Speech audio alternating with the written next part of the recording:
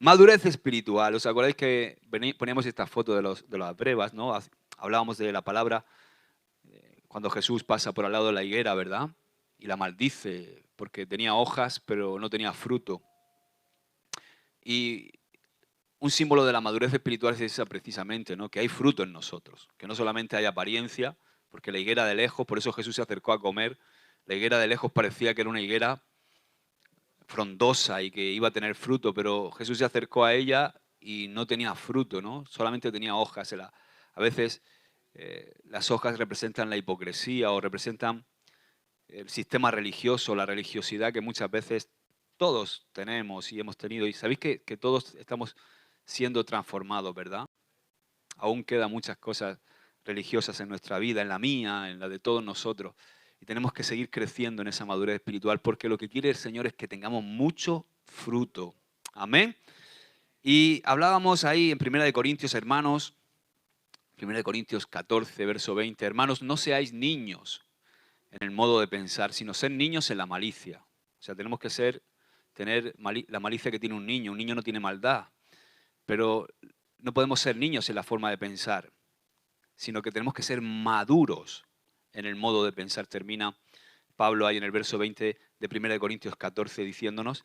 Y hablábamos de ocho puntos, ¿no? 8 puntos que muestran o que son pues una secuencia del crecimiento espiritual. El primero es que Dios, lo estuvimos viendo, es responsable de nuestro crecimiento espiritual. Dios es el responsable de proveer todo para que tú crezcas espiritualmente. Y todo está provisto para que crezcamos. Amén.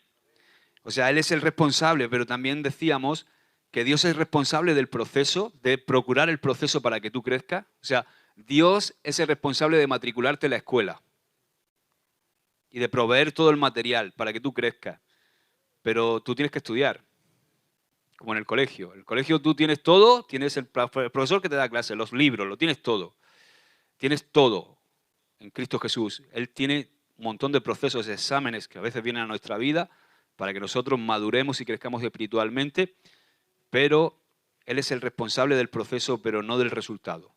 Los responsables del resultado somos nosotros. Y ahí es donde entraba nuestra parte, ¿no? Que es el segundo punto que vimos, que dijimos que es esfuerzo, diligencia y disciplina. Ayer el Señor de los hombres nos habló de diligencia, ¿verdad? ¿Nos habló algo el Señor? La diligencia, ¿verdad? El esfuerzo, la disciplina, es la parte que nos toca a nosotros. Y ahí, en esa parte, vimos el esfuerzo, la valentía, el constante renovar de nuestra mente, el ser intencionales en que podamos renovar nuestra mente a la mente de Cristo, el tener diligencia. La diligencia tiene mucho que ver con todo lo contrario a lo que es la pereza, ¿no? Ayer decía el pastor Juan Carlos algo que era una frase que hacía tiempo que no escuchaba, pero que me encanta, que está en Proverbios, que dice que la pereza camina tan lento que la pobreza le alcanza, ¿no? O sea, al final el que es perezoso acaba en pobreza, ¿no? Por eso es tan importante ser diligente. El diligente es aquel que sabe lo que tiene que hacer y lo hace. No tarda, es pronto, es rápido. No espera porque si sabes lo que tienes que hacer y no lo haces, ¿por qué no lo haces? No tiene lógica, ¿verdad? Dice, ayer poníamos el ejemplo ese, ¿no? De uno que se levanta por la mañana y dice, uff, qué ganas tengo de trabajar, madre mía, qué ganas tengo de trabajar esta mañana, voy a acostarme a ver si se me pasa, ¿no? Hay algunos así. Uno dice, uy, me levanto con una gana de trabajar, tengo que tener fiebre, voy a acostarme, así se me pasa la gana de trabajar.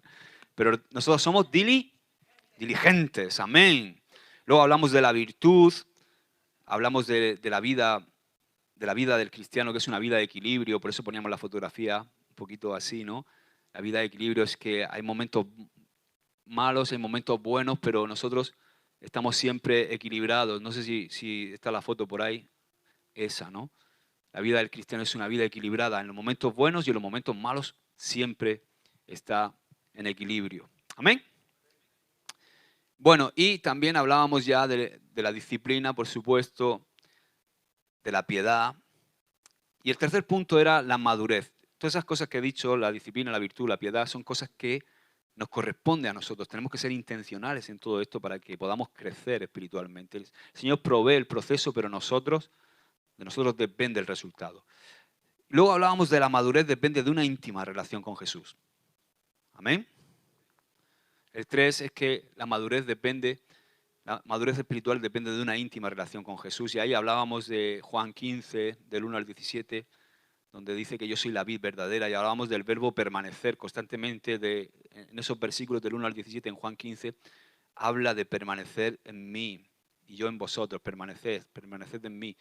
Y esa palabra permanecer describe nuestra responsabilidad de mantenernos constantemente conectados a Jesús, en una constante comunión íntima con Él. O sea, separados de mí, como dice ahí, nada podéis hacer. O sea, separados de mí, extrapolándolo a lo que estamos hablando, es imposible crecer espiritualmente. No se puede crecer espiritualmente separado de Jesús y tenemos que estar conectados a Jesús en esa constante comunión íntima con Él. Y si alguna vez se rompe la comunión, abogado tenemos a Cristo Jesús para volver a esa comunión. Ahora ya el camino está abierto. La sangre de Jesús pagó el precio y tú y yo tenemos acceso a la comunión con Dios. Solamente necesitas un corazón arrepentido. Cuando nos equivocamos, nos arrepentimos y el Señor nos vuelve a restablecer la comunión. Amén. Qué bueno. Beneficios de una vida de intimidad, pues ahí hablamos.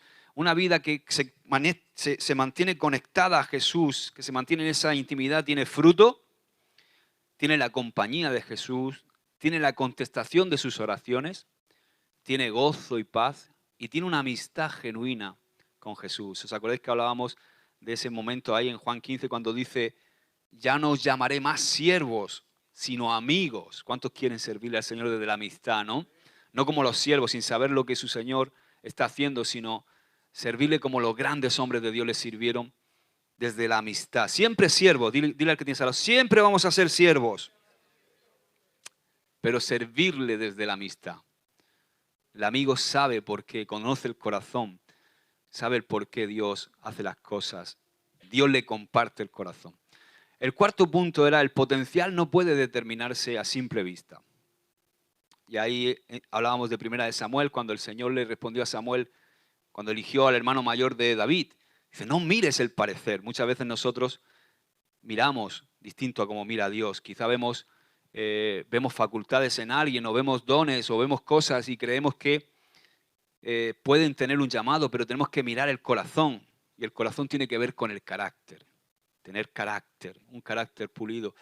¿Sabes que cuando te pones a analizar, cuando Dios habla del carácter del hombre y de la mujer de Dios, cuando habla del llamado del hombre y de la mujer de Dios, enfatiza solo una vez lo que es el talento, pero enfatiza más de 20 veces lo que es el carácter. O sea, es como que el carácter pesa mucho más que el talento. Por eso es tan importante mirar y discernir con los ojos espirituales. Y ahí vemos cómo finalmente fue David el más pequeño, el menos importante, el que tenían por ahí con las ovejas, con un pequeño rebaño perdido, fue el que el Señor había elegido. Y ahí hablábamos en 1 Corintios 1, bueno, lo que ya sabéis, ¿no? Vuestra vocación, que no sois muchos sabios según la carne, ni muchos poderosos, ni muchos, sino que lo vi, lo menospreciado, eligió Dios, ¿verdad? Pero no tengamos en poco esas cosas. Y ahí hablábamos de la parábola cuando Jesús dijo que el reino de los cielos era semejante a un grano de mostaza. Quizá la semilla más pequeña, pero quizá la persona que tienes a tu lado, tú la puedes ver y decir, pero si este no se va a hacer la O con un canuto. Pero el Señor lo puede usar poderosamente. Amén. Porque es Dios quien capacita al incapacitado. A los que van por ahí pensando que están capacitados, eso el Señor los mira de lejos, dice la palabra. Pero al humilde, aquel que se siente incapaz, el Señor lo capacita. A mí me gusta mucho porque hay una frase que una vez oí a un pastor, dice, si verdaderamente te sientes incapaz, seguramente es porque Dios te va a usar. El que se siente capacitado en su propia fuerza está lejos de que Dios lo use.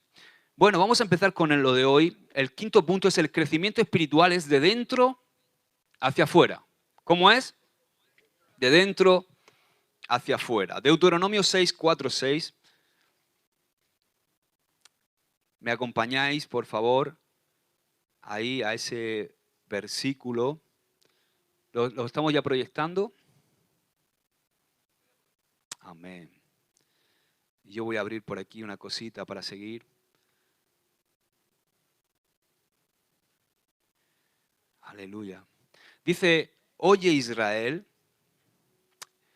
el Señor nuestro Dios, el Señor, uno es. Y amarás al Señor tu Dios de todo tu corazón, de toda tu alma, con todas tus fuerzas. Y estas palabras que yo te mando hoy estarán sobre tu cabeza. ¿Sobre qué? Sobre tu corazón. Wow. O sea, Dios trabaja. ¿Dónde está el corazón? Dentro, ¿verdad?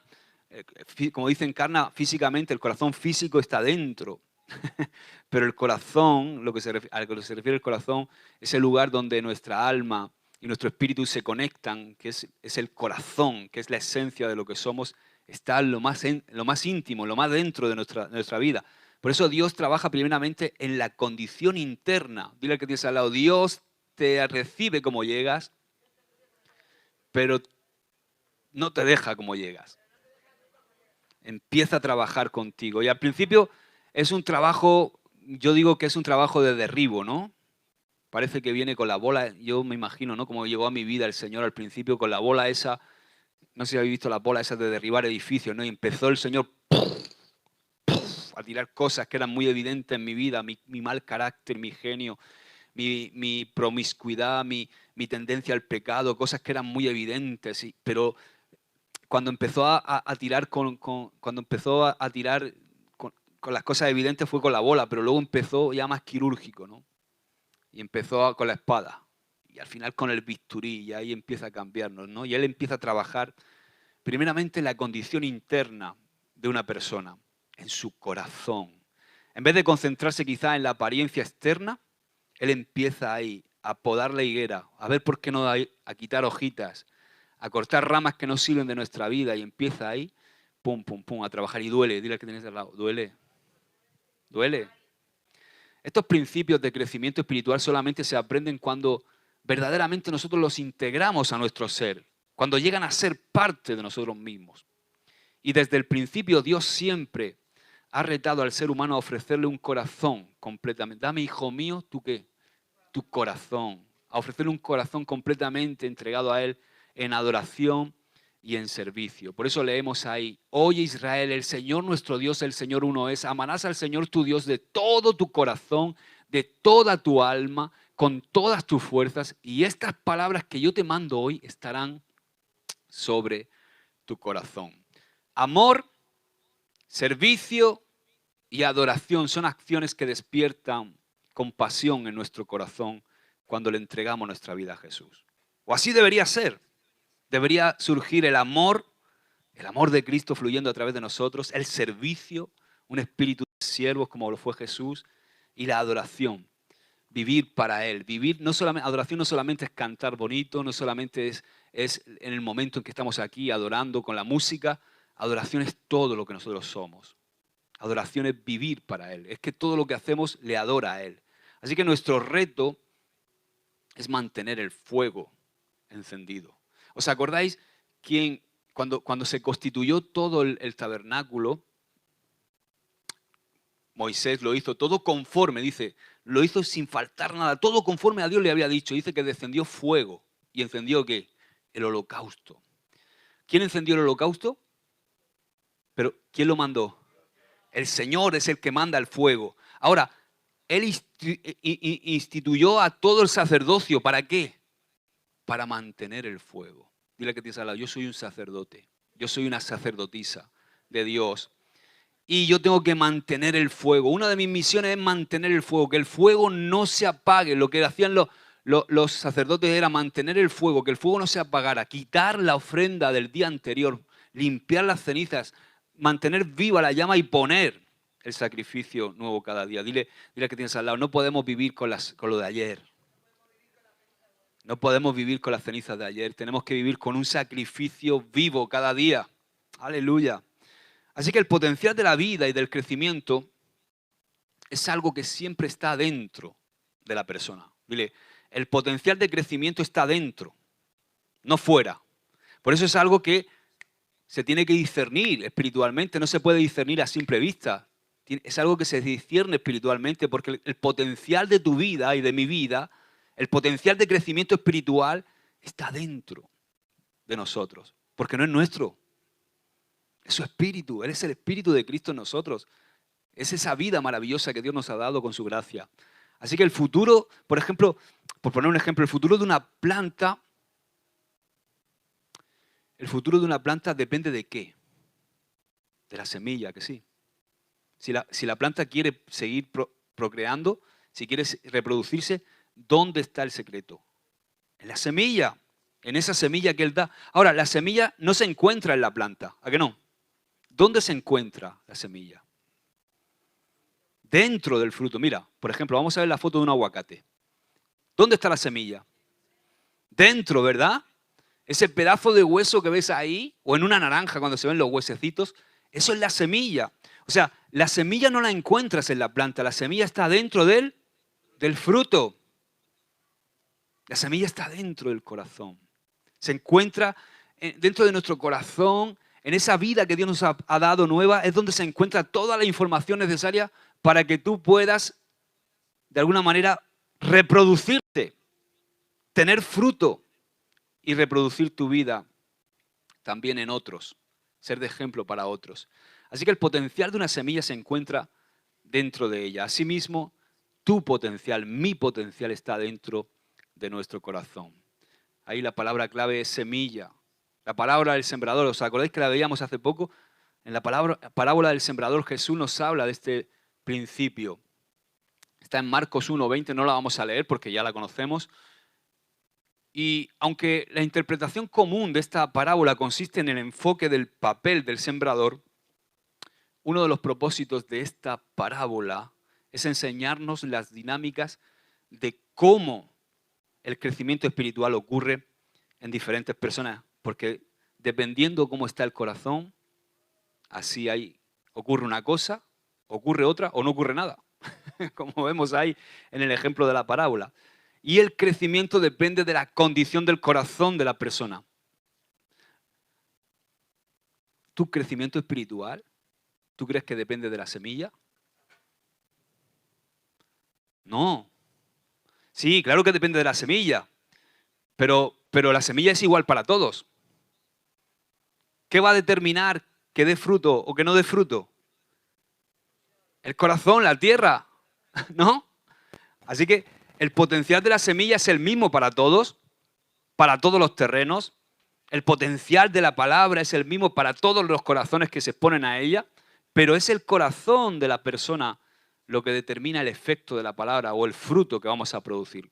Y cuando el corazón de una persona es suave, es sensible para recibir las cosas espirituales, su habilidad de entender y de asimilar la palabra es mucho mayor y enseguida empieza a dar fruto, empieza a producirse el crecimiento espiritual. El crecimiento espiritual empieza en el corazón y se va manifestando de forma progresiva en nuestras vidas de forma externa.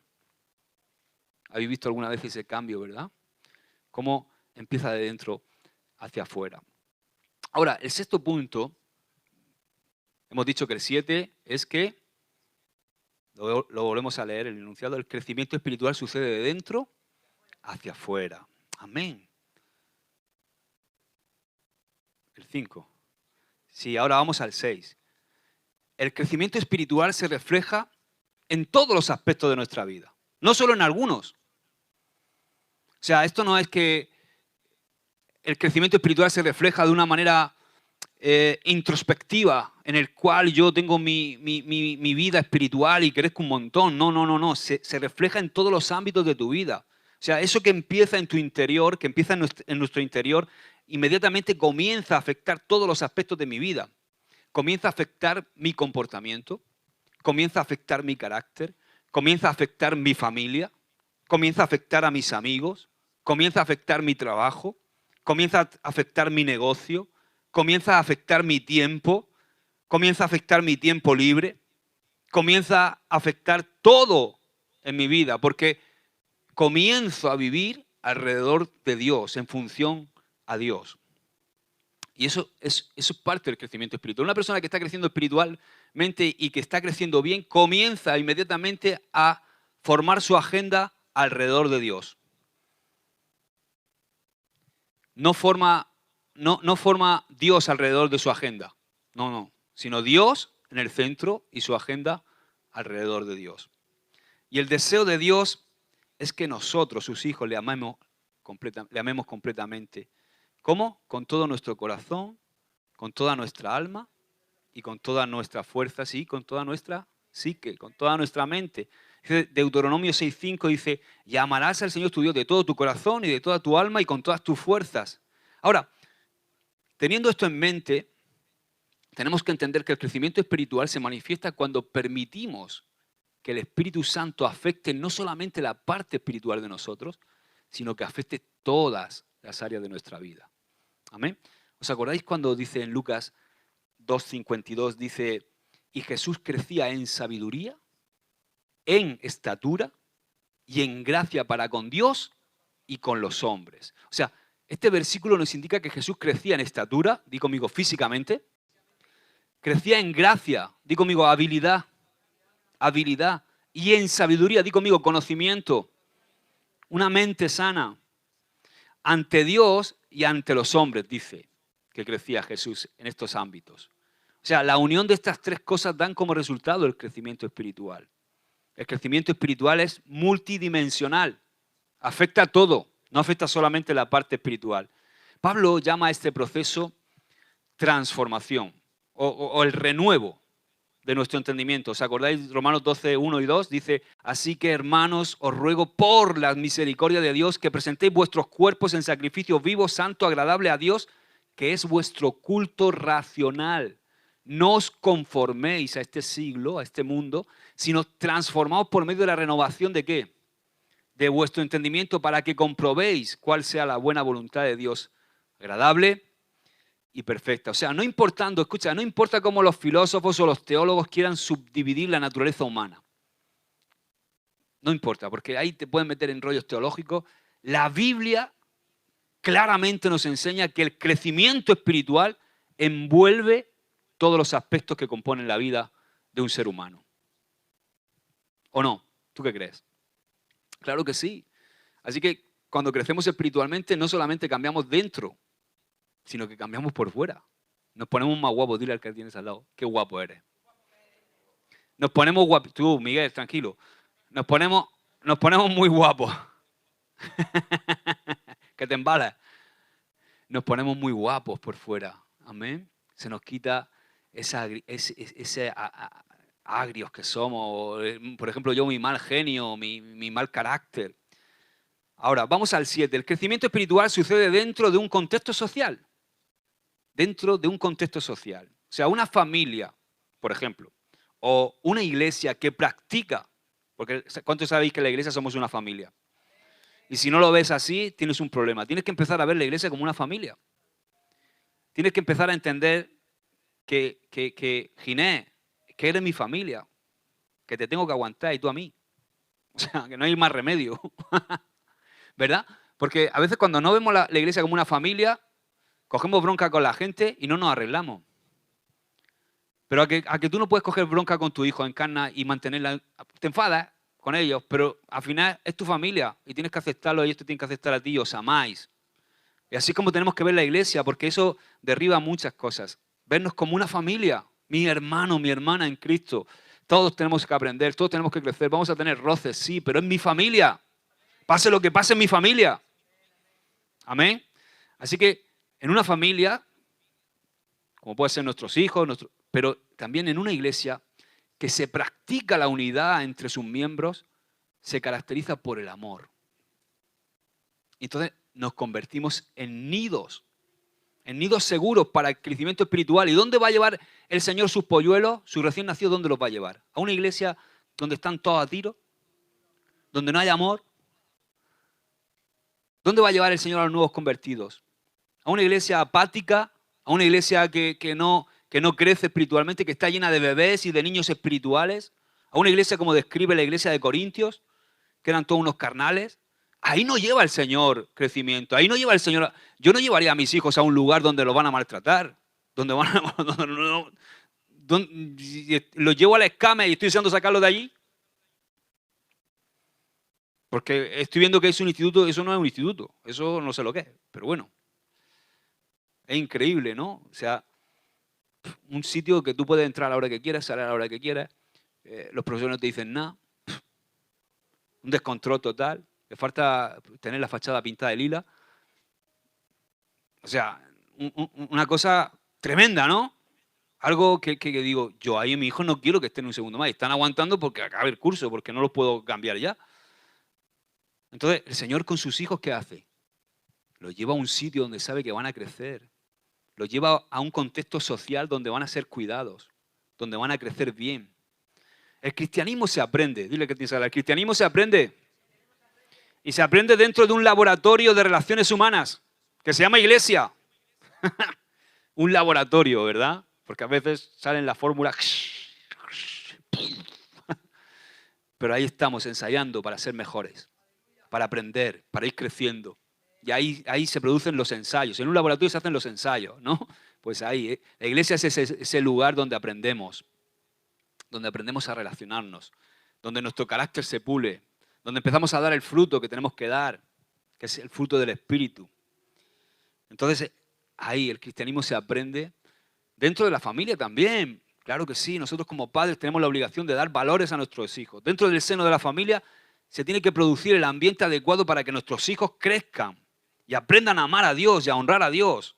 Aunque tengan sus dificultades, tengan sus momentos de rebeldía en la adolescencia y todas esas cosas, pero que ellos tengan los valores de amar al Señor, de tener el temor a Dios.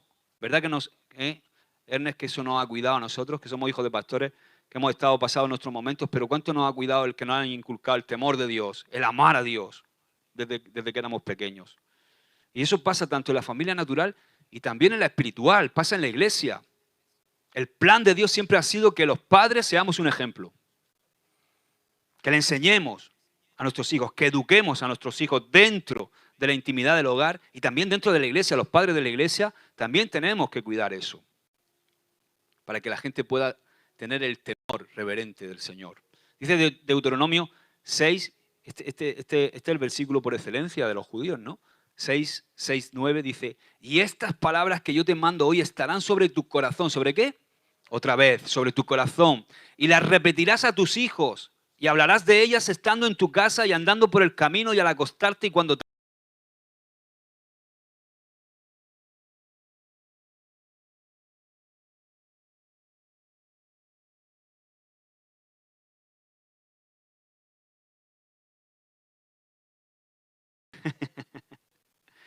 O sea, Moisés está aquí instruyendo a los líderes de cada familia.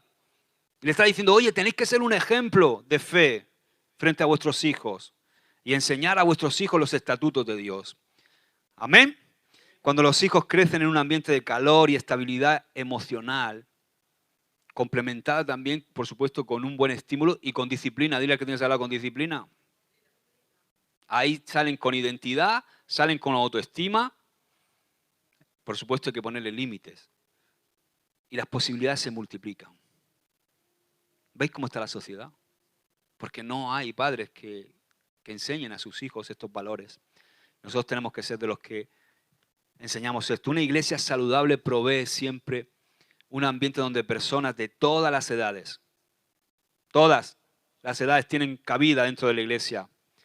Las personas de diferentes grupos sociales, ricos, pobres, menos economía, todos, etnias, da igual, razas, diversas vocaciones, todos pueden aprender a amar a Dios y a las demás personas. Así que este principio de diversidad está claramente demostrado por la iglesia primitiva en Jerusalén, por ejemplo. Ahí cuando, tómate esta nota, Hebreos 2, 42 al 47, ahí vas a ver las evidencias de la calidad de comunidad que había en la primera iglesia y de las influencias sobre la gente que le rodeaba. Hechos 2, 42 al 47.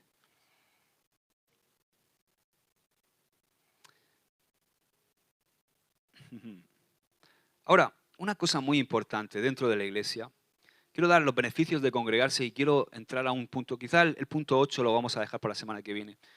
Beneficios de congregarse. Una de las principales, o los beneficios de congregarse, es que adquirimos un sentido de comunidad. El ser humano ha nacido para relacionarse, necesita pertenecer a una comunidad. Por eso es tan importante congregarse. Por eso es tan importante no dejar de congregarse. Porque dile al que tienes al lado, yo te necesito. Contéstale tú, yo también a ti. Tenemos que tener ese sentimiento de pertenencia a una comunidad. También el sentido de compromiso. O sea, las personas se desarrollan mejor cuando pertenecen a un grupo cercano en donde participan de muestras de cariño, en donde son reconocidos por su labor, en donde se les dice, muy bien, bien hecho, gracias. Qué bueno es decirnos gracias, ¿verdad? Cuando hacemos las cosas. Parece que lo damos por hecho, pero tenemos que aprender a ser gente agradecida, decirle gracias al hermano. Si le has dejado el coche, por favor, cuando se lo devuelvas, dale las gracias y déjaselo lleno el depósito. No se lo dejes sucio con la reserva. ¿No? Sentido de compromiso. Se muestran cariño los unos a los otros y hay un sentido de compromiso. Yo estoy comprometido contigo. Tú tienes que estar comprometido conmigo. Yo estoy comprometido con que tú estés bien y tú con que yo esté bien. Otro, luchar juntos por las mismas causas. ¿Tú sabes lo que une eso? Mira, en Orihuela, cuando empezamos la iglesia en Orihuela, era todo el mundo era nuevo. Éramos unos 25, 30, cariño. Más nosotros, ¿no? Seríamos unos 40. No sé, 25, 30, 35 personas.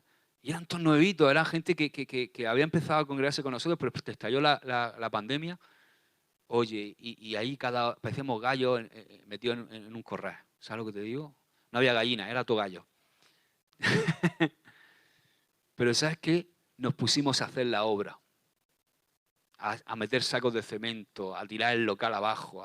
Ahí estuvimos 4 semanas, ¿no? Liados haciendo obra. Oye, ¿cómo une eso tú? Eso nos selló, el servir juntos, el conocernos, ahí nos conocimos. Dile a que tienes al lado, en la guerra se conoce al soldado. Así que aprendemos juntos cuando luchamos por una misma causa. Amén. Eso es muy importante, luchar juntos por las mismas causas.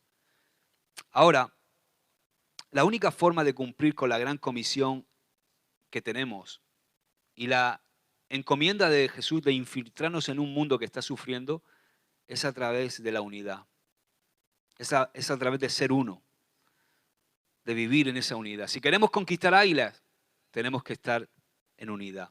Eso no quiere decir entiéndeme lo que te quiero decir. O sea, una persona madura espiritualmente siempre está en unidad espiritual.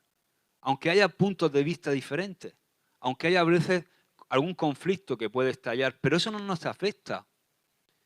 O sea, yo puedo como pastor, por ejemplo, tener que corregir algo, pero no me afecta mi amor por esa persona. No sé si me entendéis. O sea, sigo amándola, sigo viéndolo bella, sigo viéndolo bello, sigo viendo lo que Dios está haciendo en su vida.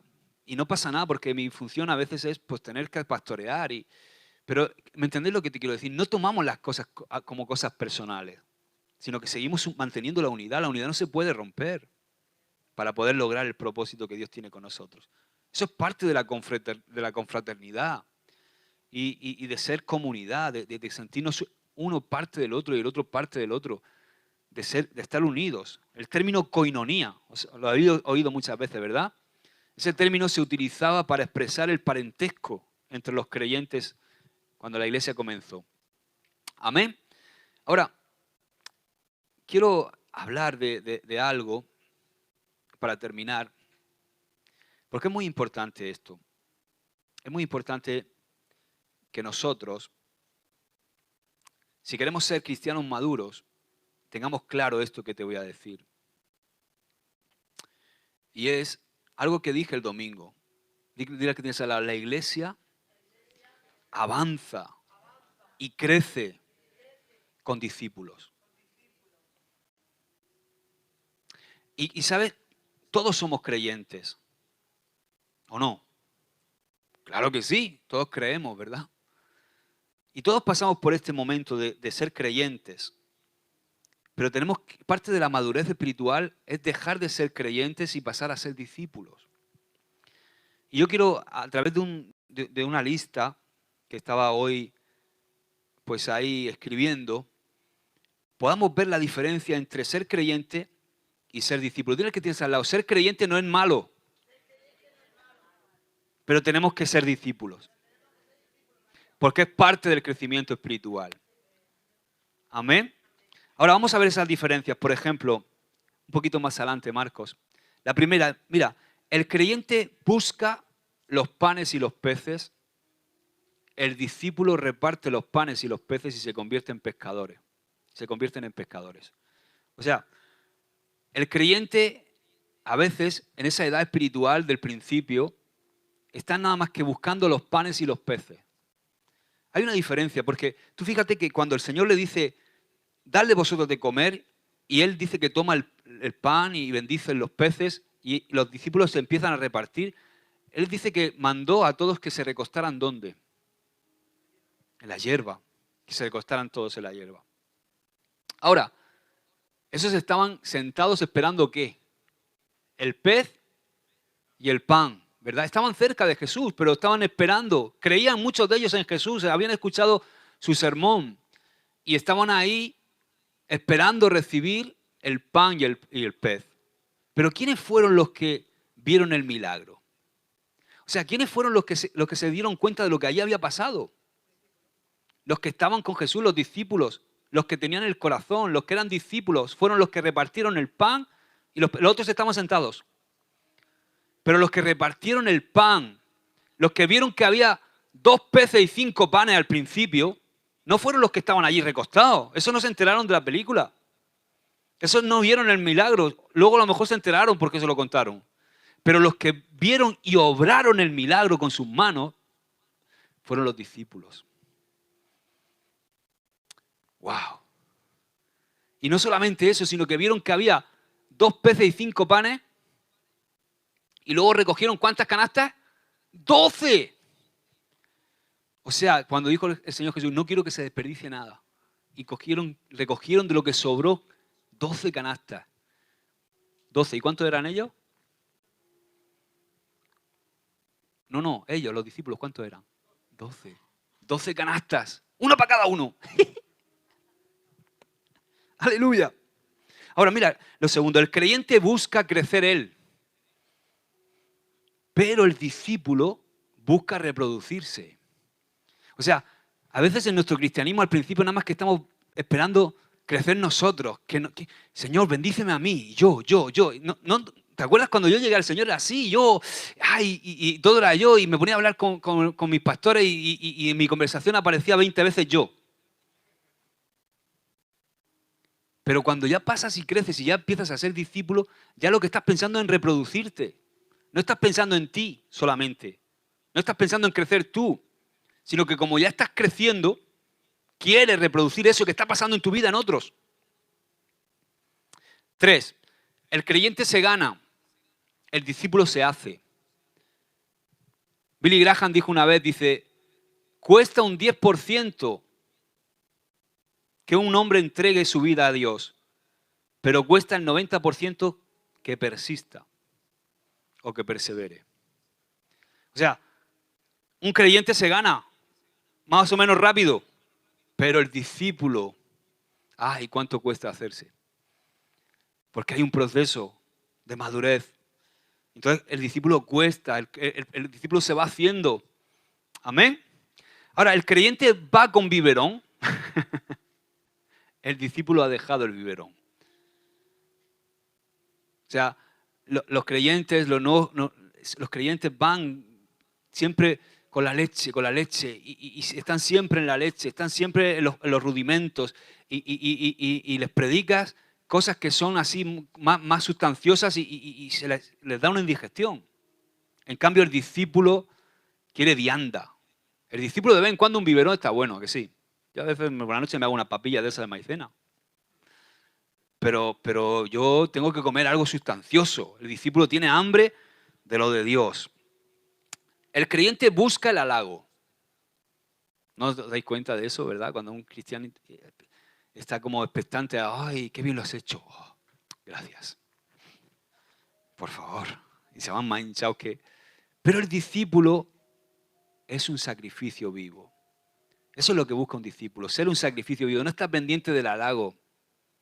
Recuerdo una vez este predicador tan conocido, Billy Graham también creo que fue, estaba predicando en un estadio y fue una predicación poderosa, se convirtió en un montón de almas y cuando bajó del escenario había una mujer ahí ancianita y dijo, ¡ay, qué bien predica usted! ¡Cuánta unción tiene! Y se queda mirando y dice, eso mismo me ha dicho Satanás ahí arriba. Mantenernos humildes. Somos un sacrificio vivo, amén. Como dice ahí en Romanos 12:1. El creyente da ofrenda, pero el discípulo hace una ofrenda. O sea, puede ser que el creyente de vez en cuando da una ofrenda, entrega una ofrenda de su economía, pero el discípulo no, el discípulo vive con su vida totalmente ofrendada al Señor. Su vida es una ofrenda. El creyente cae en rutina, en religiosidad o en legalismo o en rutina. El discípulo vive en constante cambio. Tú te das cuenta de un discípulo, ningún día es igual. Todo es, hay como dice en Romanos 2, una transformación constante, crecimiento constante. Así es el discípulo. El creyente busca que lo animen. Estoy hecho polvo, ¿quién me ayuda? El discípulo no, el discípulo anima a otros. Amén. El creyente espera que le asignen tareas. No me dejan, no me dicen que haga nada. Aquí estoy esperando. Nadie me dice nada. El discípulo asume responsabilidades. Ve las necesidades y se ofrece. Está. Se pone cerca. Dile al que tienes al lado, te tienes que ubicar. Díselo. Te tienes que ubicar en el retrovisor de tu pastor. Lleva cuidado que el retrovisor tiene un punto muerto también, ¿eh? Pero te tienes que poner bien visible. Ahí. Porque el trabajo se hace ¿con quién? Con los que están. Amén. Así que no estés ahí esperando. No, eso es de creyente. El discípulo asume la responsabilidad. Dice, oye, estoy viendo esta necesidad. ¿Qué hay que hacer? Ahora, esta nos gusta mucho porque el creyente murmura y reclama. El discípulo obedece y se niega a sí mismo. Cuidado con la murmuración, hermanos, y con reclamar. El discípulo es uno que obedece, que no tiene murmuración en su boca. Ahora, el creyente sirve en lo que le gusta. El discípulo sirve en donde lo necesiten. Sí, porque esto aquí no pasa, pero sí, en Murcia sí, por ejemplo, lo hemos visto muchas veces, ¿no? Cómo están muy dispuestos algunos para servir en un área, pero en otra ahí pinchan. Como decían una vez a uno allí en Murcia, dice, a ti el único palo que te gusta es el del micro, pero el palo de la fregona no te gusta. Y se lo dijeron así, como, ¿por qué? Porque para cantar estaba el primero, pero para limpiar ya dice, ay, ay, ay, ay, ay. Bueno, el creyente sirve en lo que le gusta, pero el discípulo sirve donde lo necesita. El creyente es afectado por las circunstancias. El discípulo aprovecha las circunstancias para crecer en fe. Me encanta esta. No se deja vencer por las circunstancias, sino dice, hay una piedra en mi camino, pues es un trampolín para crecer. El creyente reclama que lo visiten. El discípulo visita. El creyente busca en la palabra promesas para su vida. El discípulo busca obedecer la palabra para que las promesas se cumplan.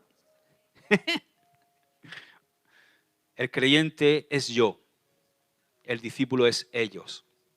Qué hermoso, ¿verdad? Una vez estaba hablando con un pastor que tiene el ego más grande que un castillo y estaba hablando con él y estaba intentando que me dijera, oye, ¿y cómo están tus jóvenes? Y recuerdo esa conversación porque fue muy reveladora para mí, ¿no? Y estaba hablando con él, hacía tiempo que no lo veía, nos encontramos en un centro comercial y empiezo a hablar con él. Oye, ¿y cómo está la iglesia? Pues ¿sabes que me han llamado a predicar en no sé dónde? Sí, ¿y cómo están los jóvenes que estás pastoreando? Sí, y después de ahí me voy a ir a otro sitio porque me han llamado en no sé dónde, en Europa, y tengo que ir a predicar allí. Y luego tengo que viajar a Estados Unidos. Pero ¿y tus jóvenes cómo están? Y yo voy para allá, y para acá, y para acá. Y tú, que te estoy preguntando por los jóvenes, por la gente que pastoreas, ¿cómo está la iglesia? Yo. El yo. Yo. Así que el creyente, el inmaduro, el que está todavía ahí con la leche, como digo yo, es yo. El discípulo es ellos. Ellos están bien, ellos están creciendo, ellos están, pues están así, o están tal, o hay que seguir orando, ¿no? Es lo que yo esperaba que me respondiera este hombre. El creyente viene a la iglesia para adorar, el discípulo vive adorando. Wow. El creyente pertenece a una organización. El discípulo pertenece a un organismo vivo, que es el cuerpo de Cristo. Amén. Para el creyente la unción es una meta. Para el discípulo es un medio para lograr la obra del Señor. ¿Te das cuenta? O sea, para el creyente, quiero la unción como una meta. Para el discípulo la unción es el medio, es la capacitación para llevar a cabo las obras. Amén. El creyente suma un puesto más aquí, ¿no? Uno más. Pero el discípulo multiplica. Aleluya. El creyente vive trastornado por el mundo. Esta me encanta. Pero los discípulos son los que trastornan el mundo. El creyente es un ahorro. El discípulo es una inversión. Esto es poderoso. Así muchas veces como uno lo ve, porque el pastor sabe quién son discípulos y quién no, porque se nota. Entonces, tú ves al creyente, lo ves, lo amas y lo ves, bueno, que no se pierda, ¿no? Un ahorro. Pero el discípulo es una inversión. Invierte, sabes que estás invirtiendo en algo que Dios va a hacer. Amén. Los creyentes llenan el local, los discípulos conquistan águilas. Aleluya. Los creyentes son soldados acuartelados. Los discípulos son soldados invasores. Amén. El creyente sueña con la iglesia ideal. El discípulo se entrega por la iglesia real. Tremendo esto, ¿verdad? O sea, el discípulo, el creyente, ese que es así inmaduro, que todo gira en torno a él, está siempre soñando la iglesia ideal. Ay, es que no hay amor en la iglesia. Ay, es que claro, es que esa hermana o es que ese hermano, ¿no? Ay, es que mi iglesia, me voy a otra. Y van saltando buscando la iglesia ideal. Pero el verdadero discípulo se entrega por la iglesia real. Que la iglesia real está llena de gente, es un hospital y está llena de gente que viene la pobre enferma. Como vine yo, como llegué yo, he hecho unos jirones, un trapo de inmundicia. Así que el discípulo se entrega por la iglesia real. La meta del creyente es el cielo. La meta del discípulo es llenar el cielo. El creyente maduro se hace discípulo. Mira esto. Porque es la parte del crecimiento. Todos somos creyentes en un primer momento. Pero el creyente maduro termina siendo discípulo. Y el discípulo maduro es llamado al ministerio. El creyente espera un avivamiento. El discípulo produce un avivamiento.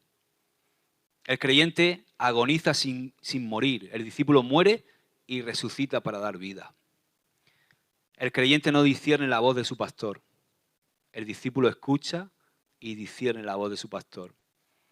Esto es una de las cosas que más te das cuenta como pastor, ¿no?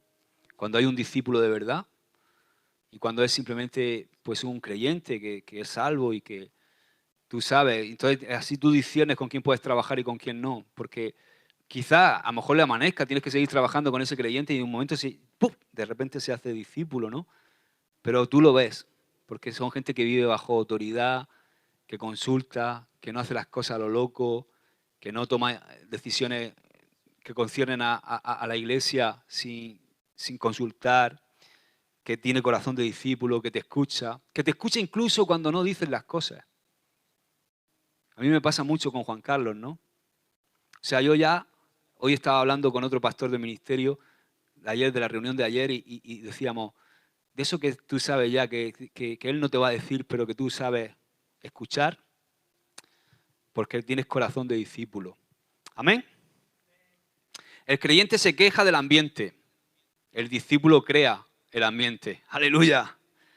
El creyente busca una almohada. El discípulo una cruz. No sé por qué he puesto. El discípulo busca una almohada. Perdón. El creyente busca una almohada. El discípulo una cruz. El creyente es socio. El discípulo es siervo. Y ya termino con estas. El creyente se enreda con la cizaña. El discípulo no se deja confundir por el diablo. Y ahí, 2 de Timoteo, ningún soldado que milita se enreda con las cosas de este mundo. Cuidado que las cosas del mundo nos enredan.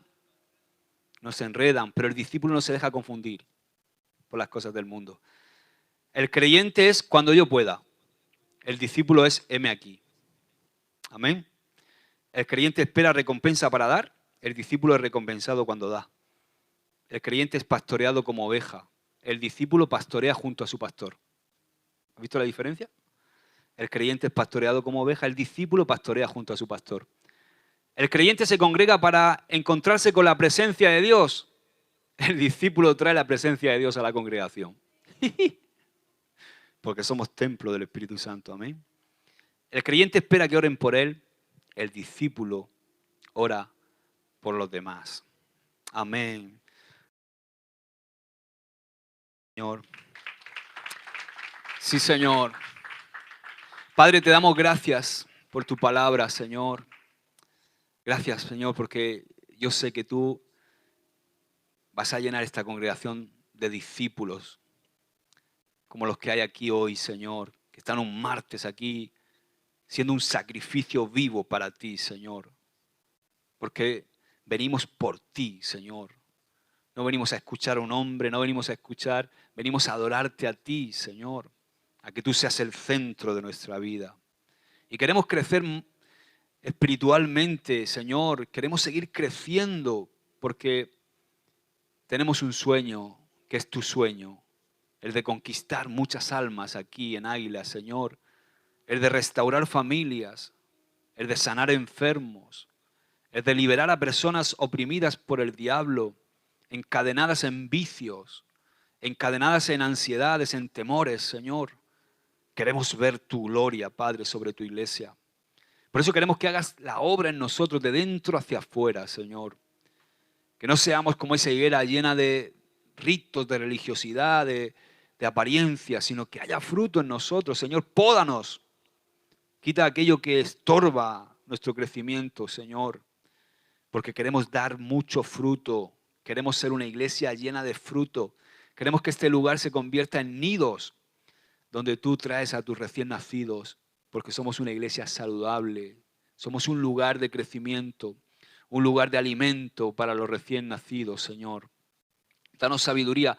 Levanta, Señor, discípulos en este lugar, Señor, discípulos que discipulan, que se ponen, Señor, y pastorean a la iglesia junto con nosotros, los pastores, Señor, y ayudan a esos nuevos que van a venir, porque van a venir en el nombre de Jesús, a crecer, Señor, a que pasen por la etapa de creyente, pero que lleguen a la madurez de discípulo y puedan cumplir el propósito que tú tienes con ellos, Señor. Tú dijiste, id y haced discípulos. No dijiste hacer creyentes, aunque un discípulo siempre tiene que creer. O sea, un discípulo tiene que ser creyente, pero un creyente no necesariamente es discípulo. Pero sí que tenemos que creer. Pero que podamos ir a ese nivel, Señor, a ser discípulos tuyos, Padre. En el nombre de Jesús. Amén. Y amén. Aleluya. Amén. Hermanos, nos saludamos. Que la paz del Señor esté contigo. Shalom. Y nos despedimos también de los que nos están viendo por el canal de YouTube. Dios te bendiga.